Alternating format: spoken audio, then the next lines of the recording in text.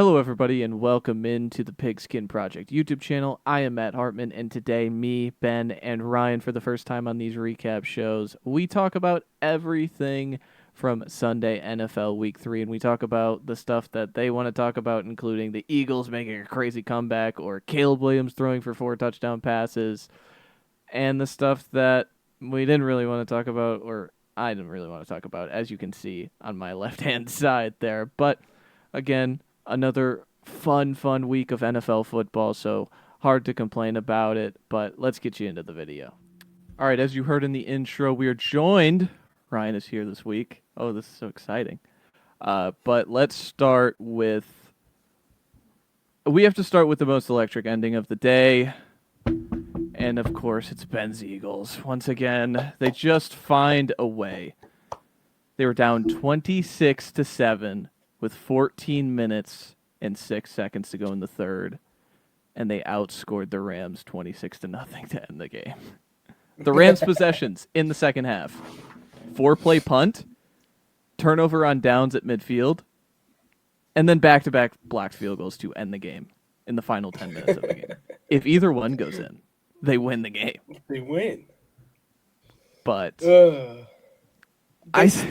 this team, this Eagles team, they're protected by the plot. Like whatever the plot is, we have plot armor that just protects us every game we walk into, and we're just gonna win because of this plot armor that we're wearing. No, I mean it was a drastic shift in terms of play calling from the first, 2.5 games. The last half of this game, they were actually allowing him to rip the ball down the field. They were getting AJ involved as much as possible. And I could victory lap and be like, oh, look, Jalen Hurts, look what he did. And the passing offense finally came together, and it would be very, very easy to do that. But on the flip side of that, after that first touchdown that Kyron scored coming out of half, the Rams offense just was flat out bad. They were garbage. And Matt Stafford struggled immensely on third downs. I mean, one of the worst third down stat lines I've seen. He went 1 of 7, 1 first down, 8 yards, and a sack. And he just was struggling mighty to get anything done on that pressure down. And you even saw it with Devontae Adams. Devontae Adams didn't have a catch in the entire second half of the game. So again, it would be easy for me to be like, oh, Eagles offense, but more than anything, the Rams kind of beat themselves with how bad the offense played in the second half of this game. But at the end of the day, my Birds are 3-0, and that's all I care about. So, yeah, I mean, if you guys remember, on the podcast, I had said they don't play pretty football, but they do just enough, like Ben said, to get that win in that win column. Absolutely disgusting display on that first half. But obviously in that, second half, it's almost like they were like, oh yeah, we're the Eagles and we have really good receivers and a quarterback that could deliver the ball to them. So, not to mention AJ Brown, man, like he had a really, really good performance today, especially after the catch. I was really pleased with that. Obviously, as a fantasy owner, I'm looking for him a little bit more, but like Devontae Smith, man, too. I mean, you got to let these guys shine just a little bit. Let the guy rip the ball a little bit more. And I understand that you have Saquon Barkley and he can win you a couple games, but I mean, when you're down, what was it, 26-7 at one point? It's like, yeah, we gotta kind of put the foot on the gas a little bit, and that's exactly what they did. And how about Jalen Carter there at the end of the game, that blocked field goal, taking it back to the crib? I think they covered as well. Yeah, they covered. It was minus 3.5. Or Jordan Davis. Was it Jordan Davis? Yeah, it was Jordan Davis. Yeah, Jordan Davis getting the touchdown. The other Georgia guy.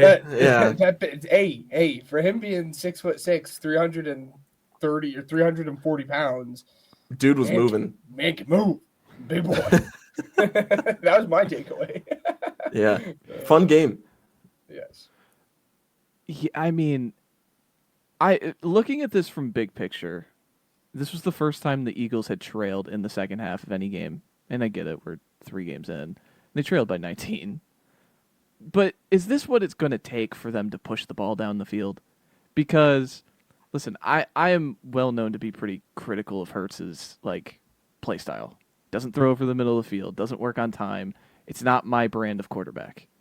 But what this guy, I have to give him credit for, and what he is tremendous at compared to everybody else, is his downfield accuracy and what he could do in chunk plays.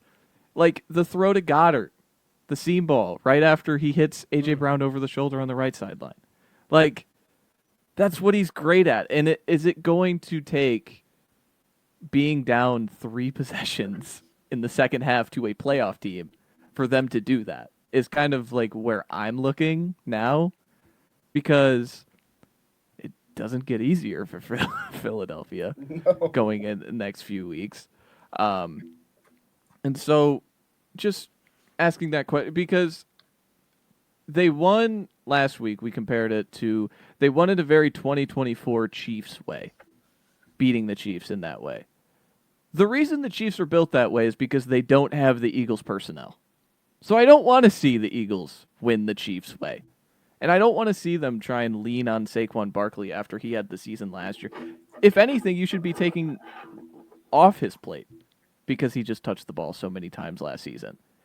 Saquon Barkley in each game this year has touched the ball over 20 times. He does not have over 100 scrimmage yards in any of the games. So, like, again, it's interesting because you won, but, do I zag and say maybe a loss would have been the better thing because then they would have opened their eyes to throw the ball down the field? I don't know. But it's just going to be interesting to see how big picture this kind of is a takeaway for them.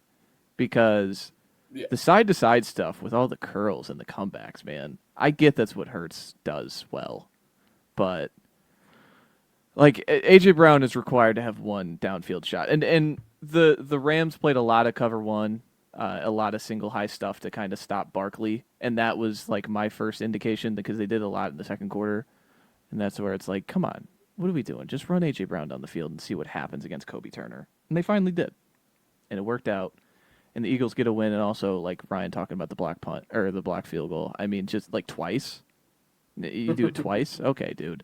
Bo Limmer is sick of these dudes. Let's get into the next one of these games that we talked about on the podcast. Let's get into Texans Jaguars. I want to go first. I'm scrubbing my hands clean. See that? I'm done. Ben, you go next. I'm done with the Houston Texans. I'm done with this team. I think that for this team to have kind of the offseason that they had and kind of told us what they wanted to reset the offensive line, and you trade away Tunsil, who I supported that move because I think you were trying to get ahead of something. Then you trade out of the first round, in which you could have taken Josh Simmons, and I know he hasn't been great for the Chiefs this year, but you could have had a true left tackle. You trade out to take Ursery in the second round, and it's just they had this plan at offensive line, and everything is already falling apart. They had one touchdown today. It was a 50-yard busted coverage to Nico Collins. They had 2 explosive plays the entire game. Nico's 50-yarder and a Stroud 12-yard scramble on their final drive. Those are the only, and when I talk about explosive plays, it's a 20-plus yard pass or a 10-plus rushing. It's they can't run the ball. It's overall like just the Houston Texans, 3 games in, somehow a team that I respect, like a coach who I think is really good, a defense that I think can be one of the 3 best defenses in football. I'm out completely because I just don't think this offense can figure it out at all. No, it's. I mean, I was talking to you guys both about it after this game. I mean, it was a battle of mid, and that's being polite, mid quarterback play from 2 QBs that are supposed to be quote unquote elite QBs. Both of them just looked flat out bad. And I mean, Matt, me and you going into the season were like, yes, this is going to be the season for Trevor Lawrence. And I mean, they ended up getting the victory, and good for them. But just the quarterback play for both sides were awful. And I mean, like CJ Stroud had one of the worst interceptions I have ever seen in my entire life. Like, it was awful. And I, like you're saying, I understand you got a bad offensive line, but it's just, you can't go out and play the way you did and expect to win. And going in the season, if you would have told me the Texans started 0-3, I would have been absolutely baffled. But I mean, that's what you're going to get when you throw out plumbers along your offensive line. So That's but exactly where my head was going to go, as far as like how much of that depends on exactly what I was concerned about going into the season, being, the lack of protection that this guy has now for the Texans. I mean, CJ Stroud, as much as people want to, make memes about him and everything, maybe, just maybe, did we jump the gun a little bit after that rookie season? Maybe a little bit, you know what I mean? But I don't think it's like time to give up on CJ Stroud specifically. I think that his play, there's several question marks surrounding him. And obviously a lot of moving parts around the wide receiver core as well. I'm sure he'd like to have Tank Dell back, but obviously that's not happening this year. And so with him, I'm not really too worried. However, the other side of things, we did put out a film review on this guy to where I'm like, I'm not really willing to throw in, the towel on this guy yet. But I mean, when you go 20 for 40 for 222 yards and you don't throw a touchdown, you've got an interception and you were only sacked 2 times. You know what I mean? Like it's not great. It can't be a fantastic showing. And my question that I didn't even realize until literally today, and I mean it's been 3 weeks. Travis Hunter, I mean he was targeted twice in this game, right?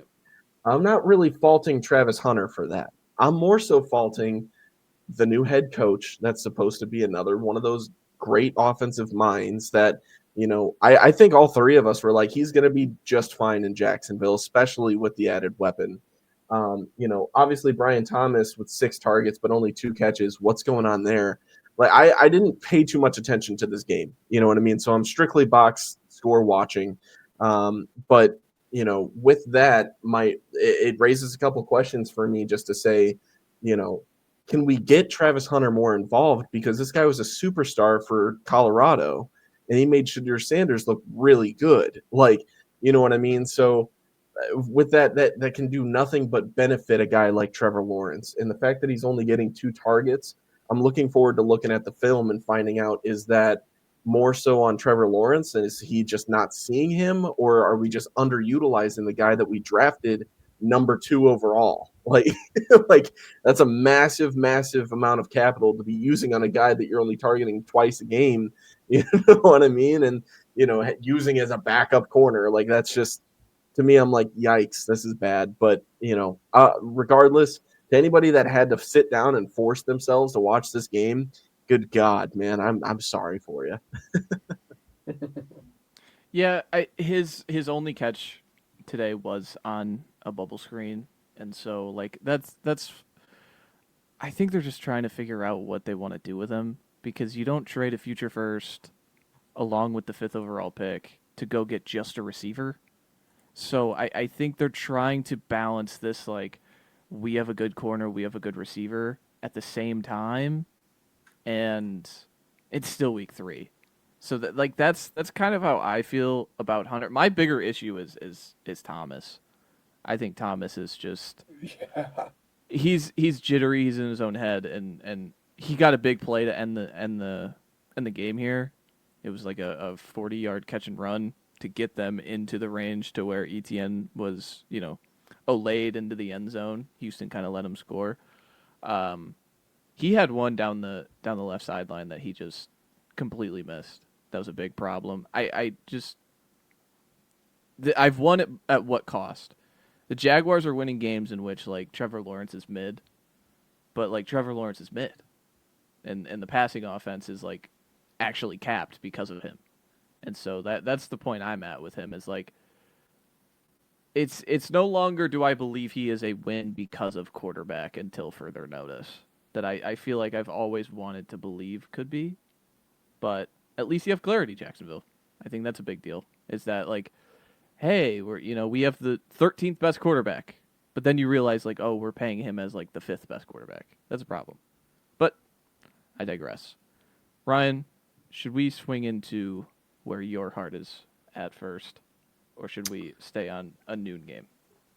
Uh, my heart's in a noon game right now. I would say. I say we go to the noon game. All right, let's go to noon. Hey, The Packers. For the record, half of my family or a part of my family is from Cleveland, and then a part of my family lives in Wisconsin that's originally from Cleveland. This is a very fun one for the family and just a fun one to watch. But yes, Matt, take it away. I'm sorry. That's why my heart's here. This was not a fun one to watch. This was not a fun one to watch. For my family, it was because of the in-house, this house divided kind of thing. You know what I'm saying? But for the actual football aspect of it, again, if you were forced to watch this game, I apologize. Dude. This was a classic look ahead for Green Bay. You just look through Cleveland, and I don't think people understand, like, any defensive line that Myles Garrett is on is just going to present a level of threat that you can't overlook. This is a team last week that had, like, the Ravens scored 41 points, yes. They had 2 short field touchdowns and a fumble 6. And they had 10 points at halftime. The Browns said it in the offseason that it's like, their trenches overall are just going to keep them in games like this sometimes. And everybody's going to go, oh, well, how are the Browns in this game? Well, it's because they can just control the line of scrimmage if they desire to. The Browns' first 7 drives on offense, they either ended in a punt or an interception, and they scored a field goal for their first points with 3 minutes and 38 seconds left in the fourth quarter. Quinshon Judkins had a really good game, 18 carries, 94 yards. And then let's swing into the Packers. You know that Packers team that I said would be the number 1 offense in football? Jordan Love had an average depth of target downfield of 1.9. If you look at that passing chart on Next Gen Stats, oh my God. He was sacked 5 times. They didn't have a single explosive run all game. Just a weird game to have to like sit through and again, I think this is the best case scenario for the Packers to lose this because it finally like it gets everybody in the room to like wake up and go, "Hey, we got to be better." And it also puts a spotlight on how much they depend on Jaden Reed in the overall like in their horizontal like motion stuff. He gets them into a lot of that, those little bubble screens, those little jet sweeps, and they're kind of like mixing in Wicks and mixing in Golden. Golden was the only player who had like a big long completion in this game. It was kind of later in the game too. But did anyone have any added thoughts to this game outside of what a result? Yeah, what a result. No, my big thing was, I mean, obviously it was a rough game for the Browns defense last week against the Ravens, but where you consider how they performed week 1, only giving up 17 points to the Bengals with a fully healthy, Joe Burrow and their offensive pieces, and only giving up 10 points to the Packers. I mean, we're starting to now see flashes of that Packers or of that Browns Jim Schwartz defense that we've come accustomed to over the last couple of years. And again, it didn't look like that coming off of that Ravens game, giving up 41 points. But I mean, if the Browns defense is going to play like this all season long, regardless of who's at quarterback and regardless of what their weapons are, they're going to have a chance to win these games.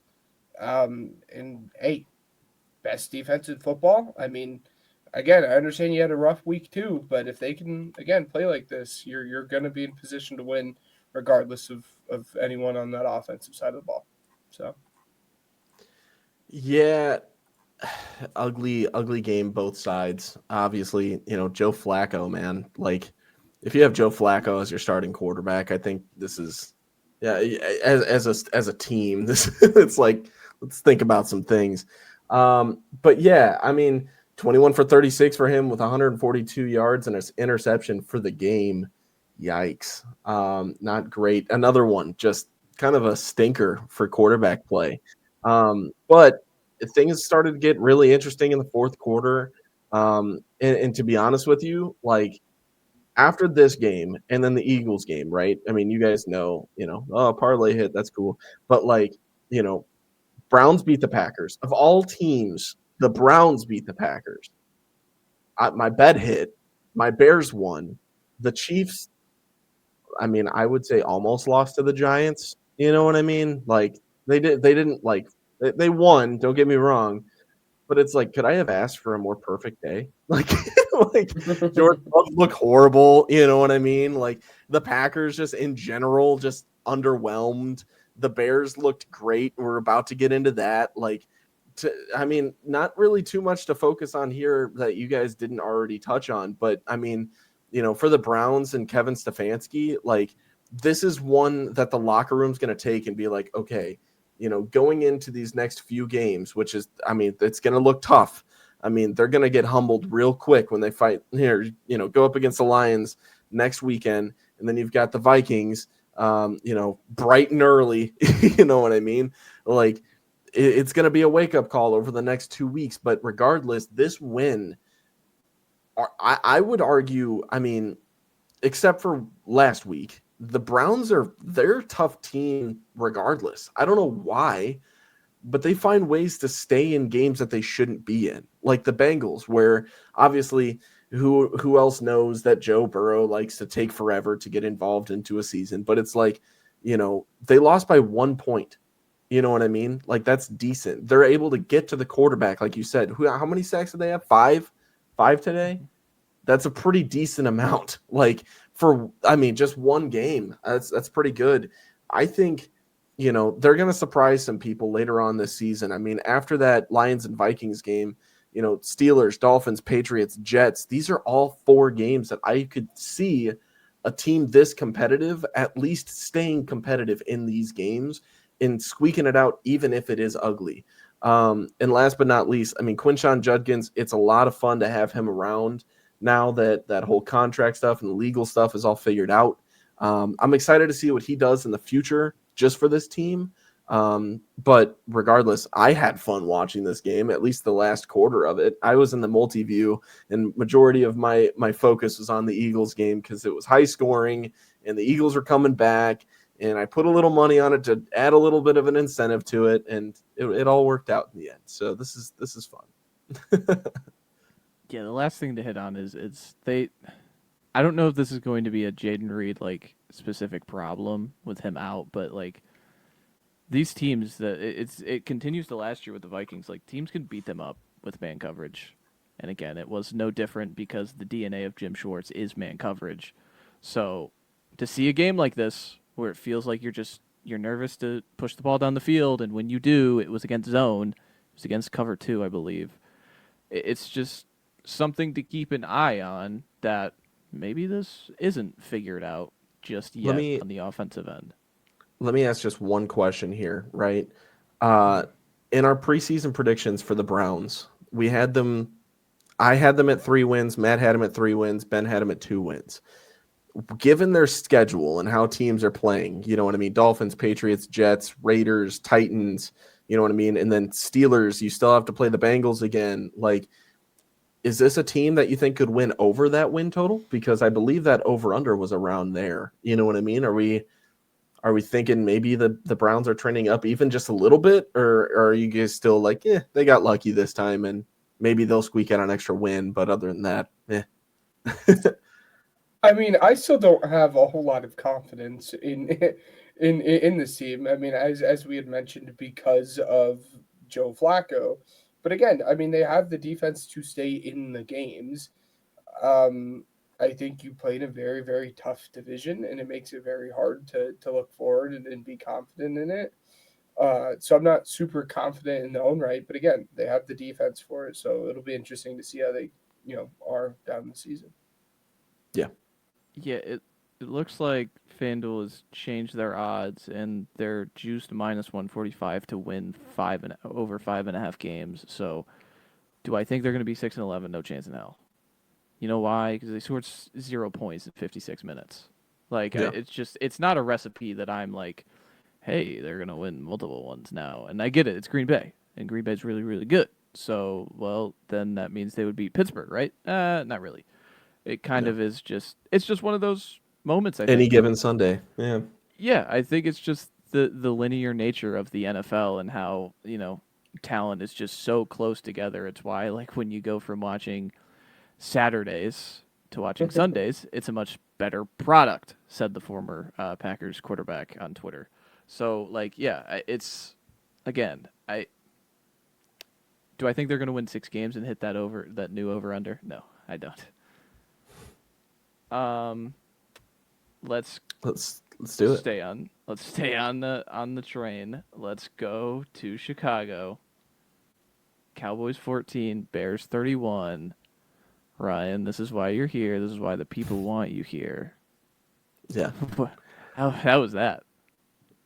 This was awesome. This was electric, right? This is everything that I wanted. I think I might have, I know I tweeted it out, but there was something about today that just had me a little bit more optimistic than what I normally went into, especially within the last 2 weeks. I said on Twitter, if you follow me, I'm going into this game with a lot more optimism than I could have ever expected, given the Bears started 0-2.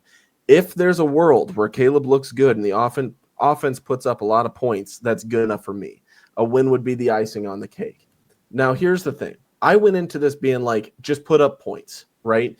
They did not have a great showing just last week. Obviously, giving up those 52 points, not great, right? But putting up 21 points against the Lions, putting up 24 points against the Vikings, and still not being able to get the job done. And then looking at the Cowboys and understanding that they gave up how many points to the Giants and ended up in overtime, and that's with CeeDee Lamb.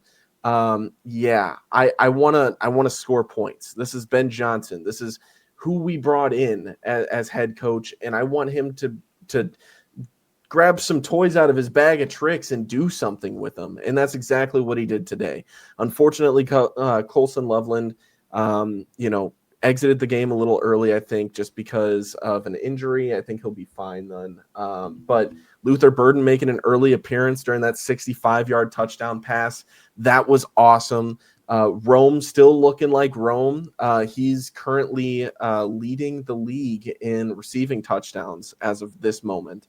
It's exactly what I wanted. I mean, Caleb looks great. I mean, today at least, right? Now, obviously, there's a couple moments, as there always is, when it comes to, his accuracy. I think that he could have been better for sure, but he went 19 for 28 with 298 yards and 4 touchdowns with no turnovers today. Biggest highlight, in my opinion, outside of the obvious, Caleb wasn't sacked a single time today. How about that? When you look at the Bears and what they've invested into this O-line, that's exactly what you want out of it. And then when you think about the penalties as well, like obviously the Bears they had 6 penalties for the game, but it seems like that's something that, has improved at least a little bit. The O-line and the eye test, it seemed like, not as many issues this week. So that's good. And he created different opportunities for this team to be able to score. The biggest thing that I saw, and this was a quote from some tweet, I wish I could credit the person that did it. They said the USC version of Caleb Williams' touchdown in Soldier Field. That's what we got today. So that makes me very excited. And I'm excited also for the week to come. I feel like there's a lot of criticism for the guy that's a quarterback in the city of Chicago on a week-by-week basis. I can't emphasize on this enough. I wish the accuracy was better. But when you look at his last 17 games, he's 340 for 537, which is a 63% completion percentage. He's thrown for 3,626 yards and 25 touchdowns with only 5 interceptions, right? For a guy that went number 1 overall, and a guy that's trying to be the best quarterback in Bears history, right? For this to be his 3rd week in his sophomore year in a brand new offense, to be able to have, what was it? It was like 240 yards or 250 yards at halftime. Like, the guy, he exploded, and he delivered exactly what you want out of this Ben Johnson offense. And Ben Johnson opening up the playbook just a little bit on that flea flicker as well, a couple, misdirections and stuff like that. This is what was advertised. This should have been the Chicago Bears that we got out of the gate. Unfortunately, the Cowboys on the other side of things, they lost CeeDee Lamb for the game. And I can't emphasize on this enough. I feel like the outcome, maybe not the outcome of the game, but definitely the offense as a whole would have looked a lot better, obviously, with a guy like CeeDee Lamb out there. George Pickens picking up, as wide receiver 1 for the day. He didn't do bad at all. I want to say shout out Kevontae Turpin for a great day as well. 2 catches for 64 yards, pretty solid, 3 targets. But Jake Ferguson, I think, did majority of the heavy lifting for the Cowboys. 13 catches on 14 targets, 82 yards. Lots of turd Ferguson play today, guys. So, but regardless, I'm excited. I'm trying not to get too ahead of myself and just kind of enjoy the moment, because I know Ben tells me all the time, this is why you guys never, you're always miserable, because even when you win, you know what I mean? It's not something that you can just sit here and just be like, we won. This is awesome. This is a good feeling. That's what I'm trying to do this week. This is our second win in almost an entire calendar year. So let's soak this in just a little bit, because who knows when that next one's going to be. So we're on to Vegas after tomorrow. I'm going to take tomorrow to kind of celebrate, and then Tuesday. All right, let's prove that it wasn't a fluke. No, I think you I think you covered it, pretty much everything that I would have wanted to say. Again, Caleb looked good. It's what we had talked about going into the game. Can this be a get right game against the defense that you guys should handle?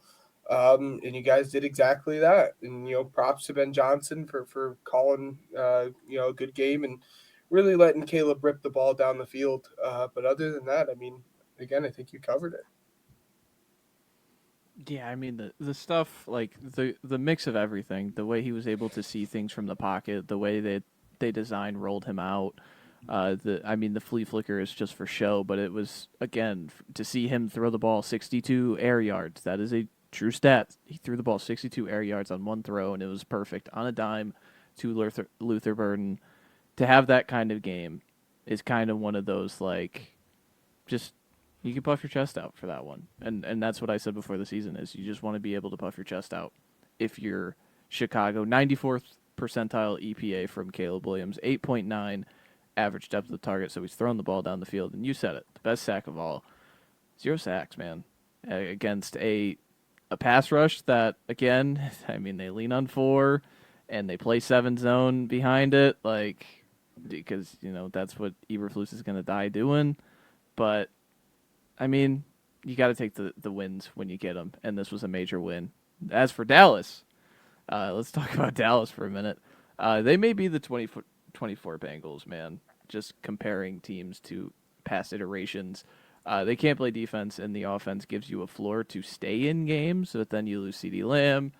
A lot of Ferguson, you mentioned. A very passive Dak game. It speaks to, I think, the coverage from Chicago downfield, that he wasn't really in the mode of pushing the envelope like he kind of is in the past. I know he had 2 interceptions in this game, but one came in the end zone when they were already down by 17 on 4th and goal, and one came because it hit George Pickens in the hands and then jumped into Tremaine Edmonds' arms. That was interesting. But Yeah. just I did overall, not think that was a catch until that replay. That was crazy. Yeah, I mean, right place, right time. But yeah, just overall, yeah, I mean, this Cowboys team is going to be fun to bet overs on, but outside of that, like, any expectations, I have, like, 0 on this team.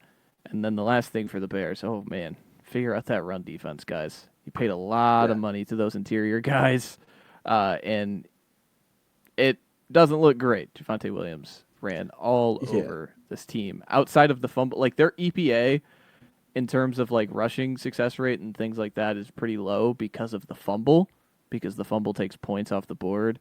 But for the most part, he ran all over them. But you had one more thing to say? Yeah, There? let me. Yeah. I've got a couple things really quick. So the number one thing that I want to mention about this offense, and just kind of to critique it. Well, I have one positive, one negative. The critiquing point is you've got three guys that primarily took majority of the carries, right? DeAndre Swift, Kyle Monangai, and then DJ Moore. Okay. DeAndre Swift, abysmal 13 carries for 33 yards and 2.5 yards per carry with no touchdowns. Kyle Monangai, 6 carries, 16 yards, 2.7 yards per carry. And then DJ Moore, he had 3 carries for 7 yards, 2.3 yards per carry there.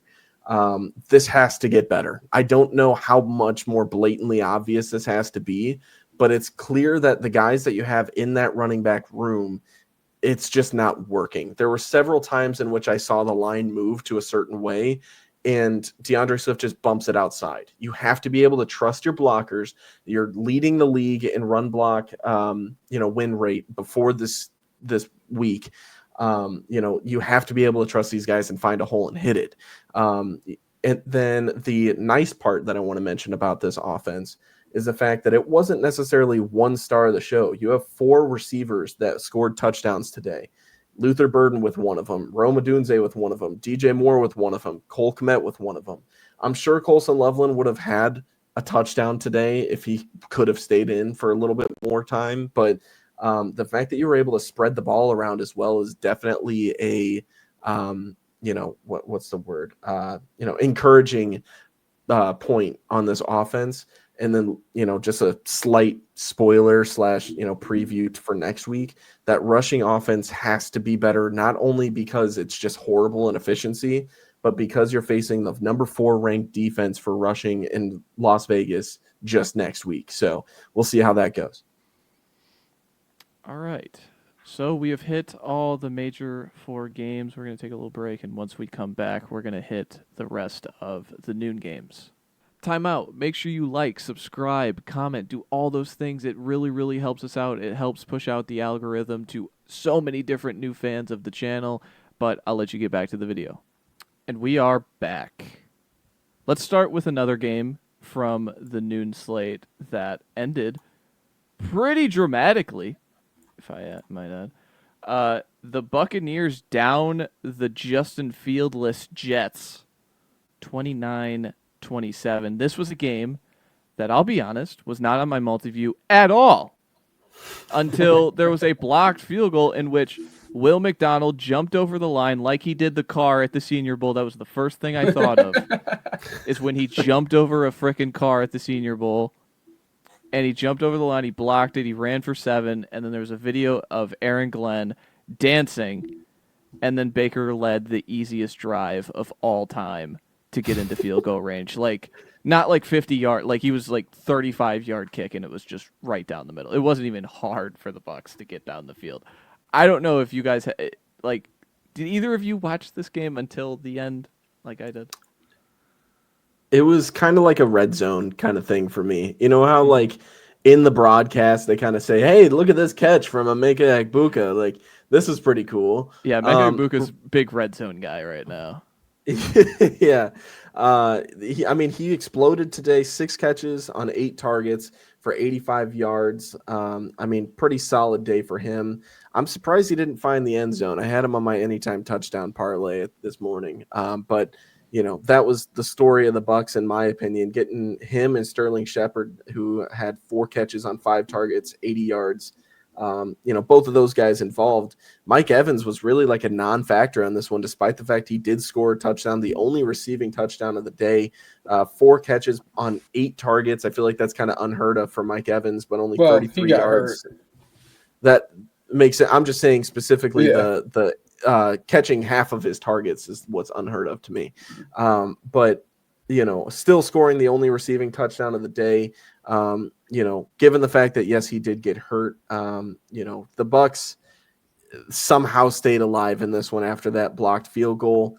And it was intriguing. I remember watching the field goal as well and being like, okay, so, given the fact that McLaughlin just had a kick blocked, in my history of bad kickers, is this something that's going to affect his mental at all, or what's going on? You know what I mean? And he was right down the middle, got it done. So it was a good game in my perspective. 21 points scored by the Jets in just the fourth quarter alone.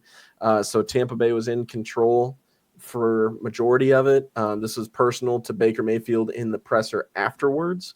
And I did not feel like watching any of it because of those hideous uniforms. Not a fan of the creamsicle, but that's all that I got on it. That's a take to have. I love those uniforms. I think Gross. they're fantastic. I'm a weirdo with my uniforms though. I prefer the neon green Seahawks jerseys over like majority of the league. Yeah, So you're sick in the head. I guess so. No, I mean the two big points was, I mean, Baker is going to do what Baker's going to do, but the fact that he was able to do that without Mike Evans, without Chris Godwin, is very, very impressive. And obviously 7 of the 27 points were off of the blocked field goal that Will McDonald had returned that we had talked about. But it wasn't a very inspiring game from the Buccaneers defense. Letting up 21 points in the fourth quarter is not something that's going to lead to confidence as, a Bucs fan or, the Bucs fans that are out there. Especially when you consider that it was Tyrod Taylor at quarterback. You don't want to see that. And I would be shocked if that's going to, be a trend throughout the entire season for them. But you lucked out with this one, letting the Giants score 21 points in the fourth and still winning. But that's really all I got. Yeah, I mean, name of the game is survive. This is a team that is down 3 starting offensive linemen, 2 of them for an extended period of time. Wirfs is, trending to come back. I assume next week. We talked about this, Ben. Like, facing the Eagles next week, I feel like there is a timetable to get him on the field for that game specifically, especially now with both of them being 3-0. But survive in advance. I'm interested to see big picture about how this run game continues. They were 8th percentile EPA today, and Bucky carried the ball over 20 times, I believe. Just overall a bad rushing game. I wonder if that continues to trend in that way. And then the Jets, like, Tyrod Taylor is good in the 2-minute. That's what I learned because, he has to score 2 touchdowns to, keep that game close. And then McLaughlin, he missed, an extra point in week 1. He doinked like a field goal in week 2 against the Texans. And then he has this one blocked and returned. Like, he is the core element of the Bucs, like, close game fest. And they've won all of 3 games despite him. Let's continue on. Let's go and we got to talk about some Indiana Jones. All right. The Colts 41, the Titans 20. Once again, Daniel Jones 96th percentile EPA today. Unbelievable. He has been awesome. The Colts offense, I kind of watching them today, it really struck a chord, like how similar they are to Washington last year. They never in a down and distance that I'm like, 3rd and 9, Daniel Jones has got to drop back and make a read. They're always in these, if they get to 3rd down, they got their first 3 and out today. They punted for the first time today in the entire season. But they're always in 3rd and 3. They're always in 3rd and manageable. They're pushing the ball down the field on 1st down and 2nd down and just pushing the envelope. And then you're able to have a Jonathan Taylor game where outside of like his explosive 40-yard run wasn't like all impressive, but had 3 touchdowns, was able to punch in when needed. Again, the Colts are, I think at this point we got to just say, yeah, they're for real. They're for real. And then like Daniel Jones again, like 0 sacks, 0 turnovers after like he's been sacked twice in 3 games, hasn't turned the ball over. There will be a game where he turns the ball over 3 times and they probably lose. But the core elements of this offense, specifically the guys around the quarterback, I just trust they're just going to continue to figure out and continue to march on. No, I'm looking at this. Go ahead. I'm sorry. Yep. No, exactly. I mean, again, I think the biggest conversation is at what point are we just like, yep, this is what Daniel Jones is now. Yeah. Daniel Jones is a good quarterback. This is what we can expect from him. And again, it's 3 weeks into the season, but every single game that he continues to do this is going to be another game that we get to continue to build up confidence and say, yes, Shane Steichen has a good quarterback that can operate a system. You're not asking him to do anything special because, as Matt just said, there are good pieces around him. You don't got to be special. You just got to manage the game. And if you can manage the game and limit the turnovers and sacks, you're going to win. And that's what they've done through the first 3 weeks. So Yeah, I'm sitting here thinking, I mean, I'm looking at their schedule and everything and what's remaining. I'm like, guys, we might be looking at a playoff team here.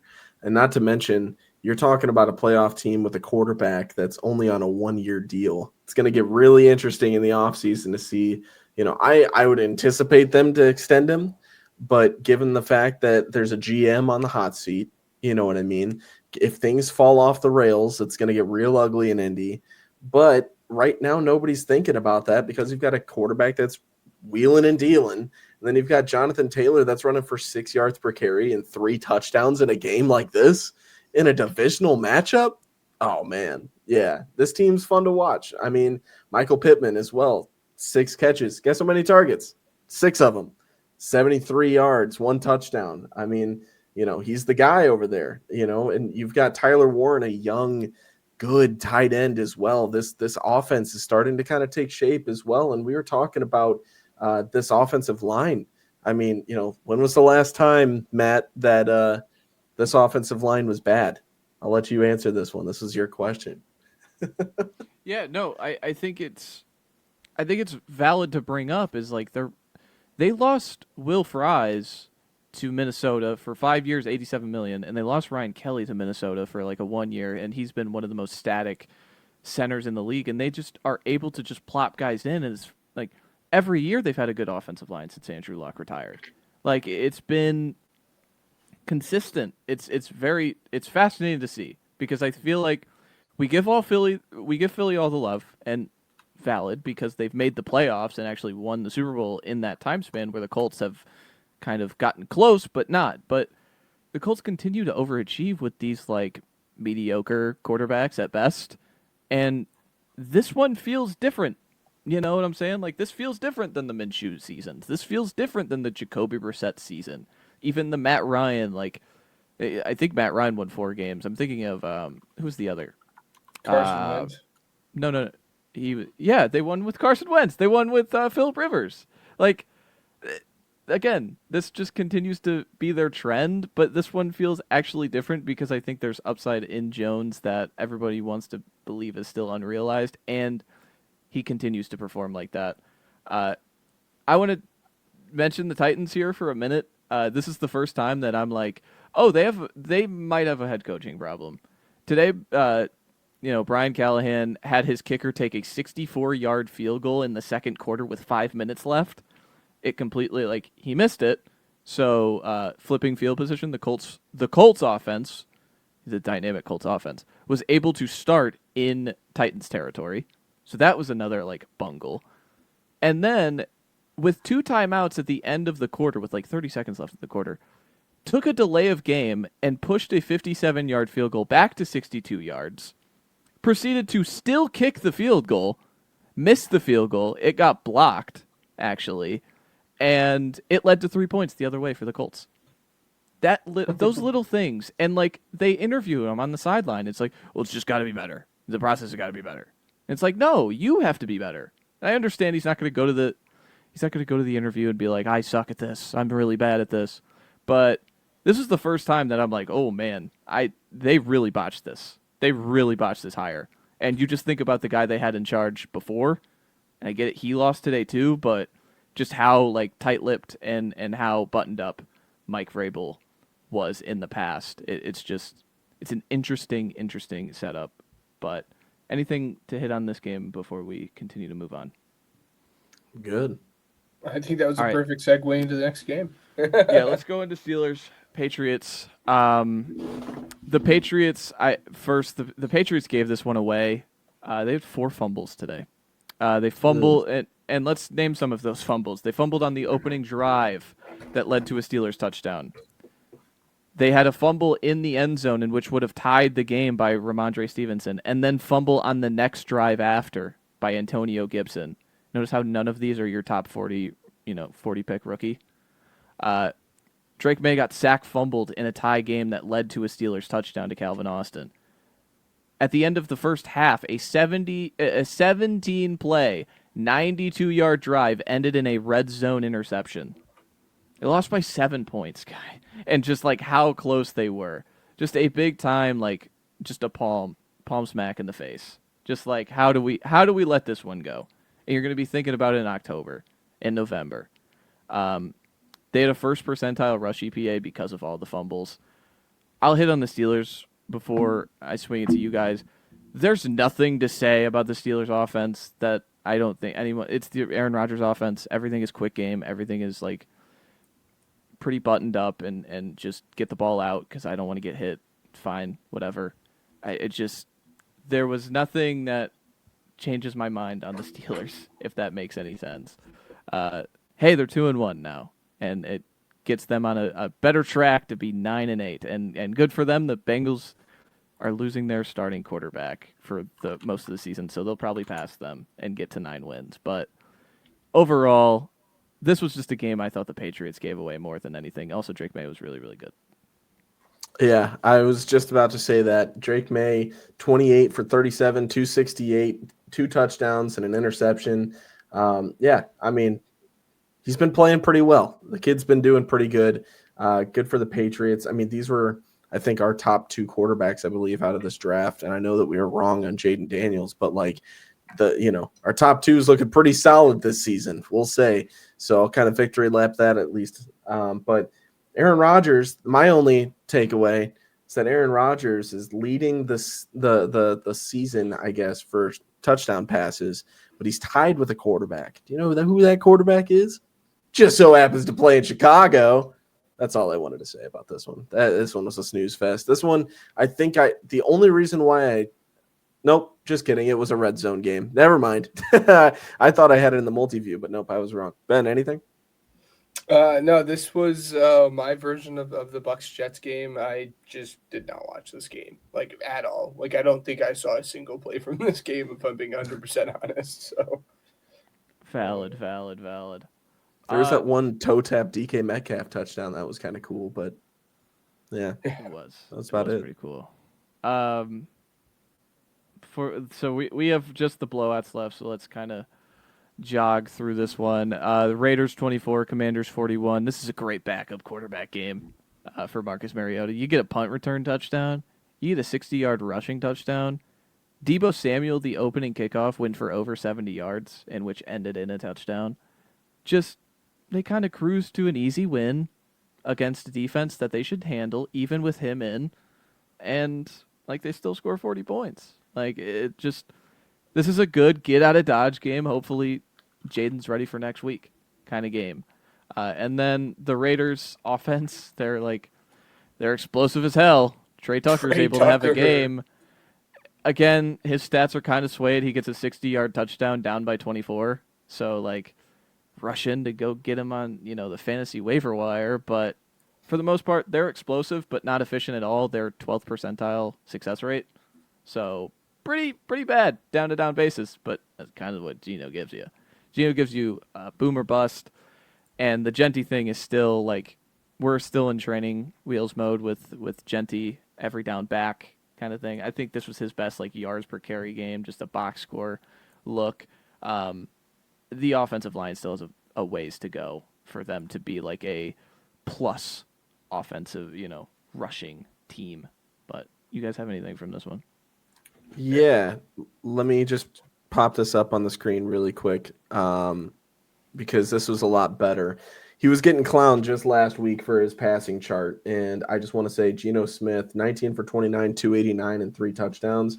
Much better here with this passing chart, just over 20 yards on a lot of these, and then not to mention he had just over a 40-yard touchdown pass, and then a little something within 10 yards as well. Not too much behind the line of scrimmage, keeping it out in front of him. This is kind of what you want to see after that. Nice little bounce back game from Geno Smith, but unfortunately it wasn't enough. Yeah, it was not going to be enough, and it's going to continue to not be enough if you can't figure out how to effectively utilize your running back that you drafted in the top 10.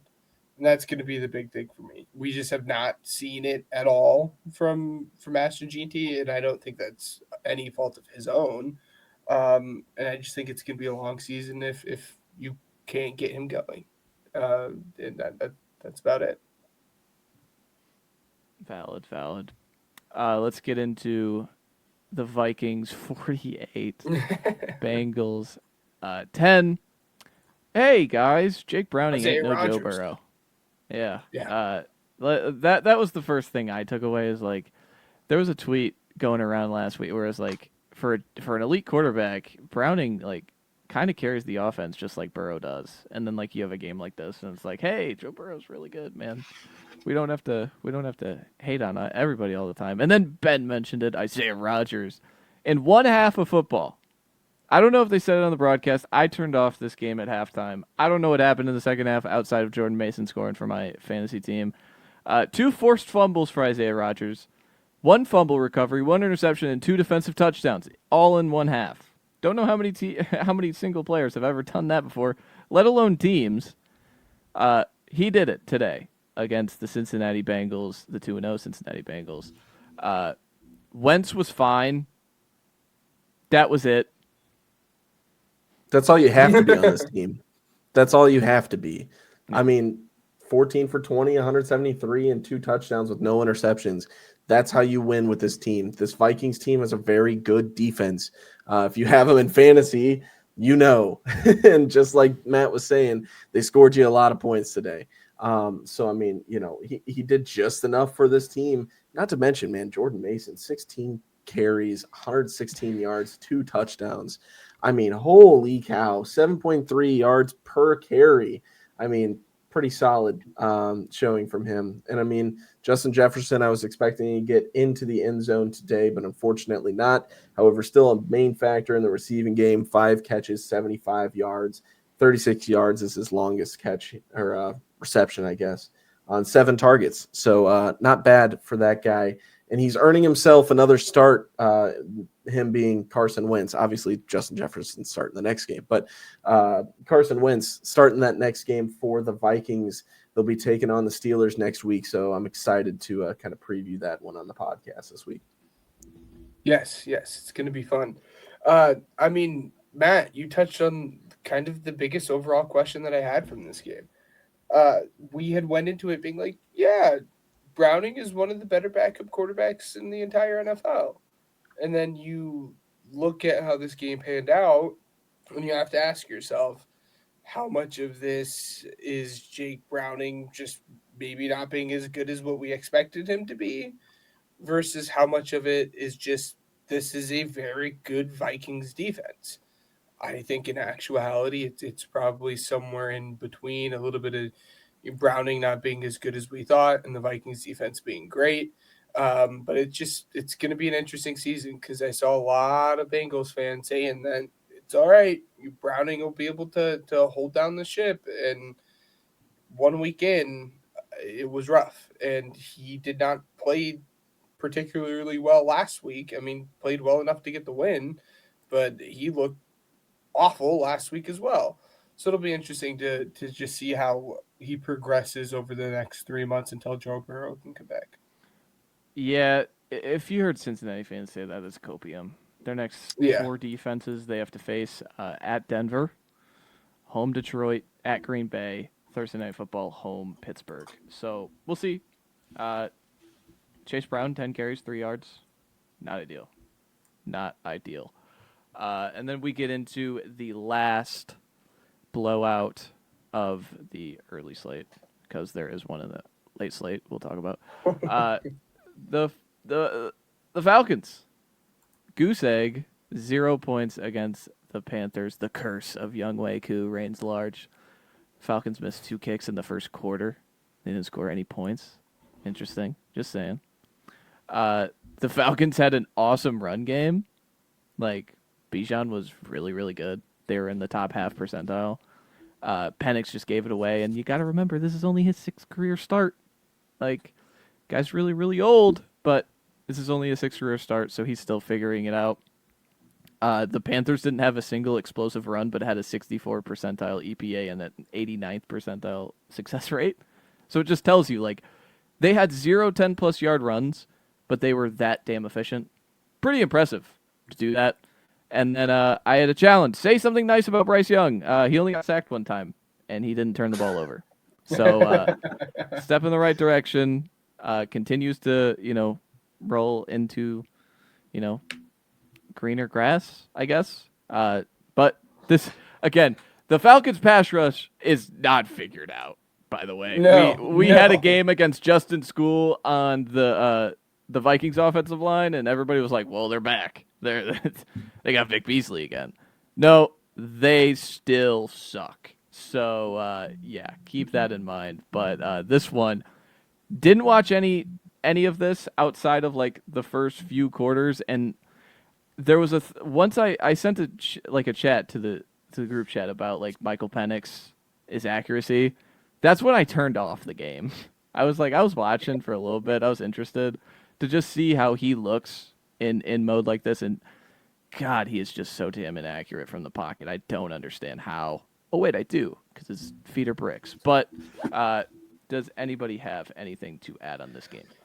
Not much, but I just want to say really quick that this is the definition of an any given Sunday game. I mean, 30-0 on a team that just beat Brian Flores' defense 22-6. It's been a weird week. You got the Cleveland game, you've got this game, you got the game that we're going to talk about in the afternoon slate. Yeah, it's just weird, man. But yeah. Ben, I'm sorry for cutting you off, man. No, you're all good. I got a question for you here, Ryan. Are the vibes back? No. No. Not yet. It was worth an ask. Hey. No, really.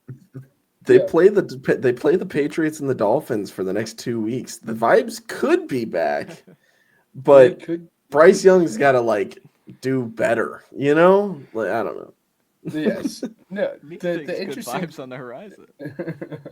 The interesting thing for me, more than anything, I mean, at a certain point, you are just grasping for straws when it comes to how bad this passing offense was. But Kirk Cousins did play. They did bench Michael Penix for the final portion of the game.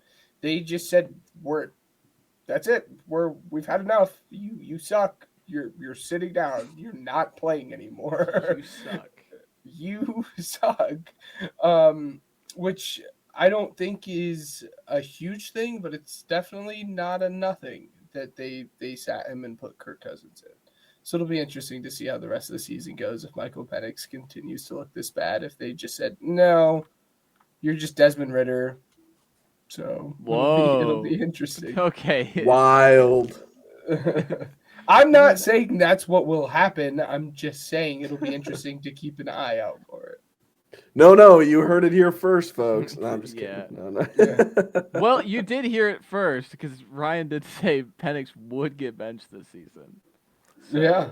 I was right. I forgot. We do have that on the tape. But we're going to hit another break, and when we come back, we're going to talk about some of the good games in the afternoon slate and even the really, really bad one that I don't want to talk about. But let's swing the break. And we are back from the final break. Let's talk about the later games. Let's start in MetLife with the Sunday Night Football game. Chiefs 22, Giants 9. I want to skim this game because this is the Chiefs specifically. This was a miserable football game. This was miserable. Cam Scatterbo had a nice game. That was fun for a little bit, but overall miserable. I don't know how to judge the Chiefs at all. I don't know how to talk about the Chiefs offense at all because this is now we're week 3 and they're actually really reliant on Tyquan Thornton. It was a joke week 1. Now it's real that there is actual reliance on Tyquan Thornton to be a splash player, and he kind of is, by the way. But look, taking into account that this team is without their best receiver in Rashee Rice, they're without their second best receiver, Xavier Worthy. Either of those guys, I should say, are just so much more explosive than anybody playing right now. Like, I feel like they're just trying to jog to week 6 when both of these guys can play again. So I don't want to like say anything irrational about the Chiefs where I'm like, I don't think they can make the playoffs. Yeah, this team can't make the playoffs, but this isn't even their final form. I again, like, do you guys have any takeaways on this Chiefs team and how it like relates to the future Chiefs teams, if any? No, I mean, it's going to be tough. I mean, even if you're waiting until week 6, I mean, you can turn it on. It's not, Yeah. something that we haven't seen before. But I mean, you're really putting yourself behind the 8 ball with how things are starting right now. It is quite an ugly look for this. And I mean, like, Travis and Andy Reid were like going at it on the sidelines. Like they were screaming at each Has that other. ever happened before? Oh wait. Every game ever. Um, but it just, again, they're really putting themselves behind the 8 ball to start the season. So Yeah, I don't really have too much on this one other than the whole Tyquan Thornton thing's going to last 3 more weeks. And then, like you had said, these other guys are going to pop back up. And Tyquan Thornton's going to dissolve into the waiver wire again for fantasy. So don't count your chickens too much. But yeah, he's been decent for them. I remember we were at the what was it? We were at the first combine that they opened up, and Tyquan Thornton ran in it, and like there was like Tyquan Thornton broke the record for the 40 time for like a quick second, and then it was like recounted, and he wasn't even close. I remember that from when we went to the combine. 4-2, and then they were like, "Oh, just kidding! It's actually like a 4-3 or something." It was hilarious, but. Uh, No Giants thoughts, guys? No, I was gonna say my big takeaway is the Giants, and it was something that we had discussed while watching the game. God, it is hard to watch, as you said. It was the Cam Scatabo game, but the fact that there were 2 minutes left in the game, and Malik Neighbors had 3 targets on 2 catches at that point in the game, like that's just unacceptable to begin with. But then you consider how how last week went, and it just makes it like 10 times worse because we saw what can happen if you just say screw it. Malik Neighbors is down there somewhere, and you didn't even try that. And I don't want to get there, but again, I think it's only a matter of time until we see Jackson Dart. Like I'm putting the over under at like 5.5 at this point. He bought himself a little bit of time last week, but he snapped right back into just bad quarterback play from Russ. So they have Chargers and then Saints and then Thursday night football against the Eagles. Is he starting Thursday night football against the Eagles? October 9th. Or No. Yeah, October No. 9th. No. Okay. No. Just asking. I don't think that's the wrong answer. I think that you could see him start against I mean, Chicago's one of them that I'm thinking about just because of the secondary being weakened. You know what I mean? Like, you want to find a nice little sweet spot. They were talking about it on the broadcast. You want to find a nice little sweet spot for him to kind of ease in. And I think that you're going to get past not only the first, but the second Eagles game on the 26th of October before you put him in there. Because my thing is, I mean, Russ already knows how to maneuver the pocket and everything, given he's not doing it too well. But the thing is like, I mean, I just wouldn't throw him into that kind of situation as like a welcome to the league kind of thing, whereas like the Niners are getting banged up, that's your first opponent after your second Eagles matchup. Like I'd consider that you're at home, you know what I mean? So it's not like you're performing in an atmosphere that's foreign. And then it's like, all right, now you've got Soldier, you know what I mean? Here we go. Like right after that, still early November. That's my guess. I would say, November 2nd against the Niners. That's my, here you go. And you're speaking in perfect world.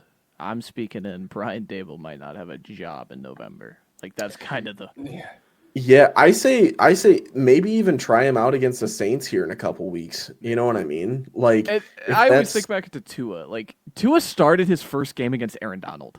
Like so yeah.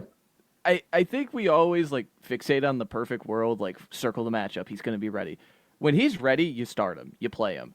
And I think the Giants are in even different circumstance that like John Mara already wants to fire this like regime. So like there's already that like internal pressure of like we got to get him out there. We got to get him out there. Like let's run some read option with him in weeks 1 through 3. Like they're already doing that. But last thing on this game, like I love that Russ can give us a game last week and then follow it up with a tremendous stinker a week later. I think. How about Scattaboo though? Can we talk? He was about really Scattaboo good. for half? 10 carries for 60 yards. I mean, so 6 yards per carry. He's got a touchdown as well, and then 6 catches on 8 targets for 61 yards. Yeah, okay, Scattaboo. All right. I know that Tyrone Tracy took a break because he got injured and stuff, but like, welcome to the league, man. You're gonna be a factor. I remember leaving the draft. Like, why is he not a Chief? And I love that he had this game against the Chiefs. So, like, yeah. All right. Let's move on to the really bad game. This game doesn't count. Saints 13. Seahawks 44. Okay, settle down, dude. The Saints. This disregarding the Saints team, like disregarding like my fandom of the Saints. This was one of the most unprepared performances I had ever seen from an NFL football team to start a game. I just want to like put it into perspective. If people just tuned in and they're like, why the hell is it 21-0 halfway through the first quarter? Well, I can tell you. Their first drive ended on turnover on downs in Seattle territory, and Seattle took 6 plays, including one like down the field Jackson Smith and Jigba play against Alontae Taylor. And then the next drive, the Saints tried to tush push in their own territory, got called for a false start on the tush push, then had to punt, in which the punt insinuated in a 95-yard Torrey Horton punt return touchdown.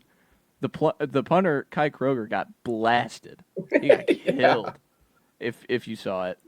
And then the third drive, the Saints had not 1, not 2, but 3 different penalties. 2 false starts, a holding, I believe, on Kelvin Manx. So that wasn't great. Had to punt again. And, yeah, 11-yard touchdown for the it was blocked. It was a blocked punt. That's what it was. And the Seahawks scored just like that. 21-0. The day was ruined.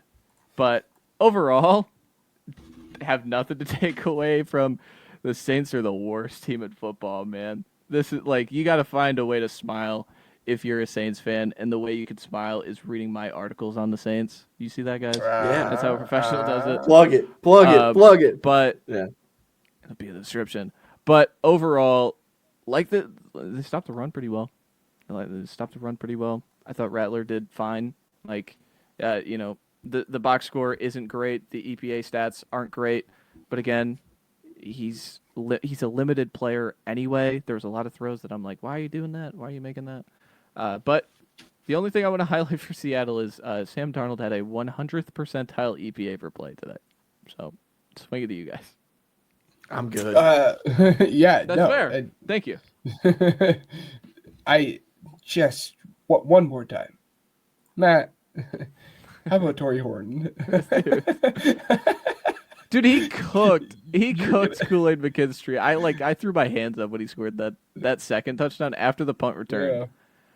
I was like, okay, dude, all right, man, sweet.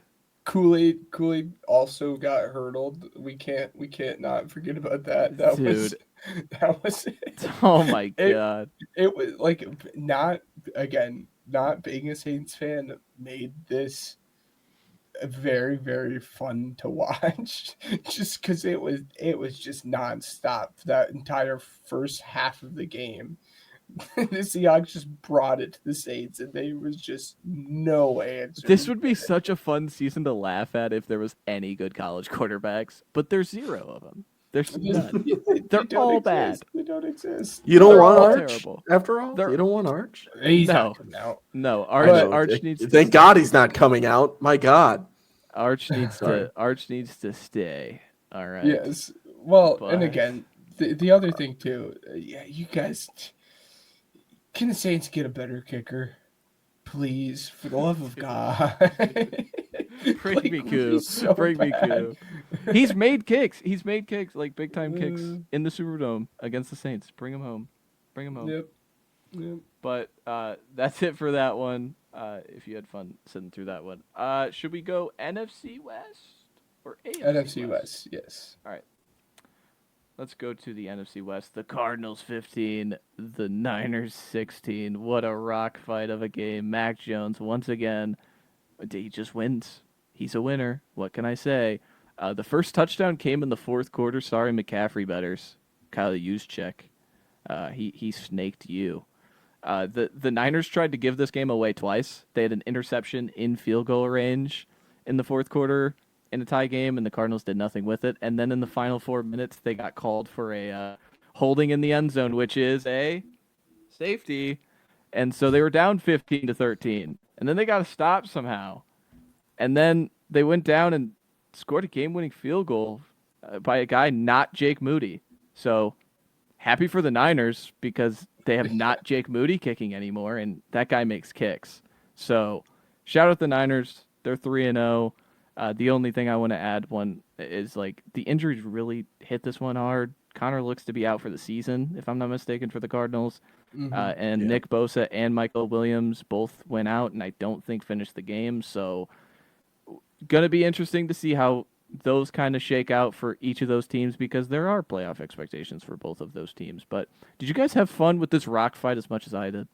It was great. I mean, it was my concern in the first two parts, the first two games with the Cardinals was like Kyler's inability to actually like turn it on when he needed to at all. And I said, like, it's going to be tough when he actually plays a good defense, regardless of the offense that is on the other team. And that's exactly what happened.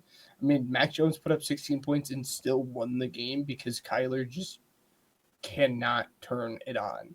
And then really quickly, Ryan, do you know who the Niners' new kicker is? You mean Bears legend Eddie Pinheiro? Yes. Yeah, I'm surprised he made the kick, honestly, but good for him, I guess. He's clutch. Did you have anything to add, Ron, before we get into the final?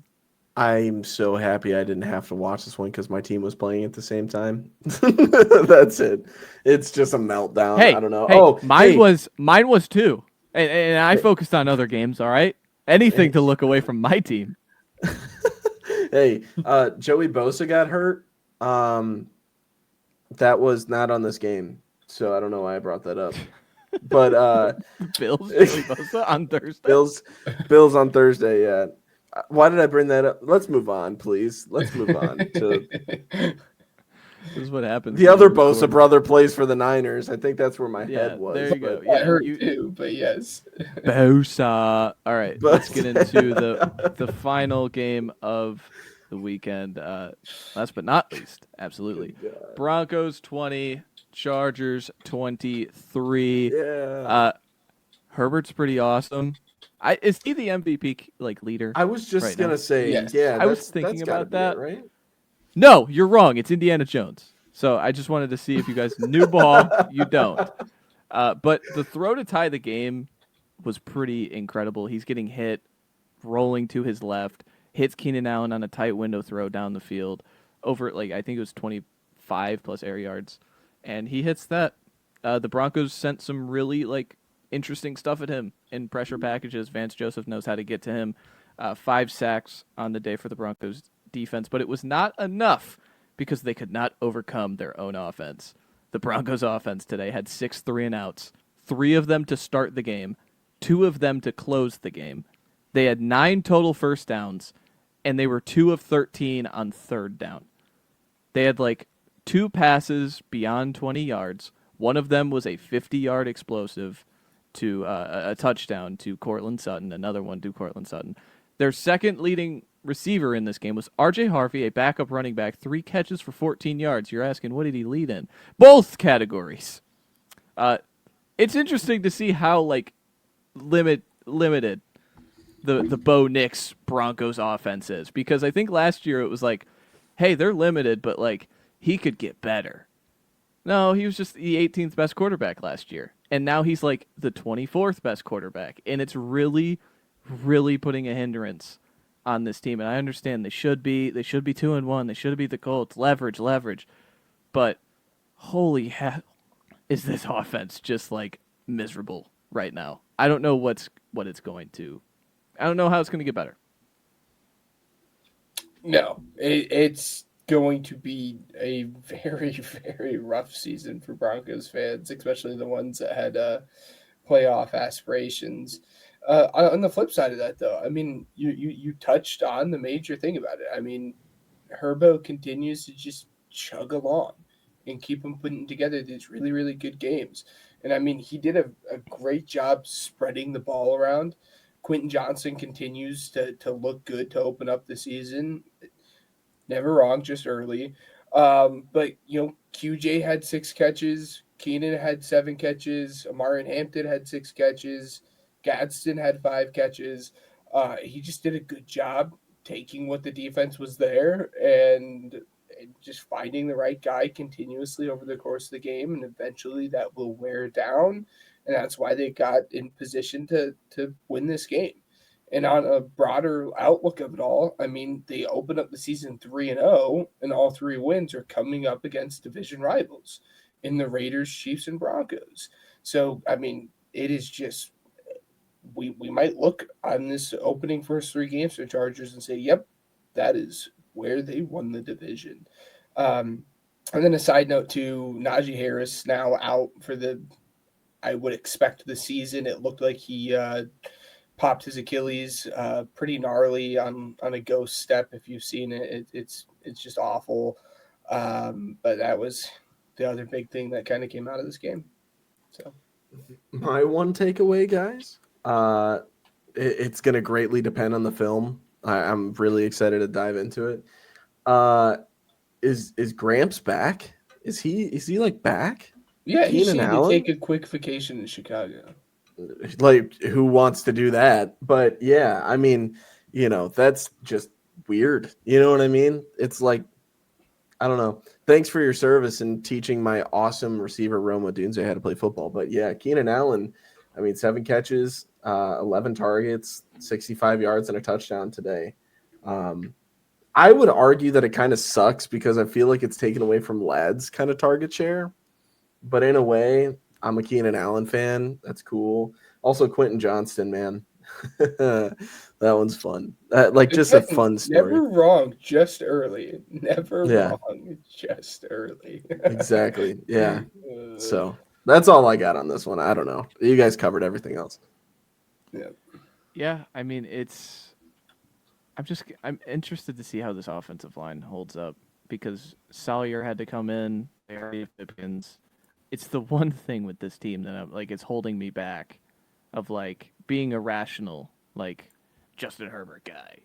Justin Herbert could take this team all the way. It's just the one thing that I don't know if are they ever going to figure out. And now you're down another running back, and Hampton had he had kind of his breakout game in quotations. Had over 100 scrimmage yards, had a touchdown, but for the most part, Chargers are now 3-0. But Chad, that is all we have today.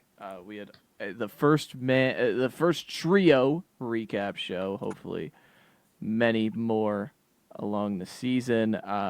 Before I swing it to them to say goodbye, the preview stuff that you see on this channel live every Wednesday, 9:30 Eastern, 8:30 Central. You got to check it out because we'd love to see you there and we'd love to interact with you. If you want to spit some takes that we could laugh at or maybe make us ponder, that would be interesting. But, gentlemen, I'll swing it to Ryan first because he has a camera on, Ben. But, Ryan, do you have anything to say before we get out of here? You've been demoted, Ben. I'm taking your spot. Shout out Ben Johnson for not using any timeouts today. Subtle nod to Matt Eberflus and his inability to use them in general. Thank you guys for tuning in. I appreciate it. Enjoy the Monday Night Football game. That's arguably going to be the game of the week, in my opinion, but it's got a tough hill to climb. I mean, we saw 3 blocked field goals today. So pretty dysfunctional week. I hope you enjoyed it. And F you Green Bay. Ben? Whoa. Yeah, hey, go Birds. Jalen Hurts, top 5 quarterback. And yes, quick thank you to our sponsors, Regional Radio Sports, Spotify for podcasters, and Uppercuts Grooming. And as Matt said, make sure you guys tune in to our Wednesdays live shows, and we will see you guys in a couple days. Take care. Yes. Yep. Last 8:30 p.m. Central on Wednesday. Yeah. Yeah, last thing. This is for you, Ryan. I don't know if you're here. The Saints and Bills spread is already up. What do you think it is? Oh, dear God. Bills by like 22 and a half. Okay, no, it's not okay. I was hoping you go a little, but still 16 and a half with juice to the Bills side. It's pretty hilarious. I wanted to end on a little bit of pain for the Saints, but we're getting Ruben Bain, so we're fine. All right, Chet, that was a fun one. Hope to see you on Wednesdays. Roll the outro.